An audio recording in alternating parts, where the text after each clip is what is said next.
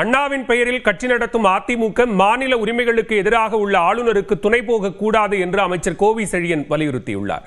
சென்னை வில்லிவாக்கத்தில் செய்தியாளர்களை சந்தித்த அவர், ஆளுநரிடம் பட்டம் பெற மறுத்த மாணவி திமுகவை சேர்ந்தவர் என எதிர்க்கட்சிகள் பிரச்சாரம் செய்வதை நிறுத்த வேண்டும் என்று கேட்டுக்கொண்டார்.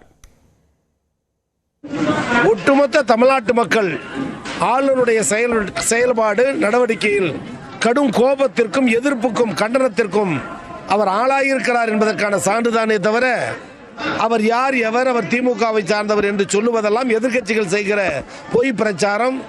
மாணவர் உள்ளத்தை, மாணவருடைய மனதை கொச்சைப்படுத்துகிற காரியத்தை எதிர்க்கட்சிகள் செயல்படக்கூடாது. அவர்கள் வீட்டு பிள்ளைக்கும் உரிமையை நிலைநாட்டுகிற அரசு தான் திராவிட முன்னேற்ற கழக அரசு. அண்ணாவின் பெயரில் கட்சியை நடத்தி அண்ணாவின் படத்தை கொடியில் போட்டுகிற எதிர்க்கட்சி அஇஅதிமுக ஆளுநர் செயல்பாட்டில் திராவிட முன்னேற்றங்களை எடுத்துக்கொள்கிற நடவடிக்கைகளுக்கு துணை நிற்க வேண்டுமே தவிர ஆளுநருக்கும் மாநில உரிமையை பறி கொடுப்பதற்கும் அதிமுக துணை போகக்கூடாது என்றுதான் அந்த மாணவியும் சொல்லியிருக்கிறார் என்ற பொருளில் அந்த கருத்தை நாங்கள் உள்வாங்கிக் கொள்வோம்.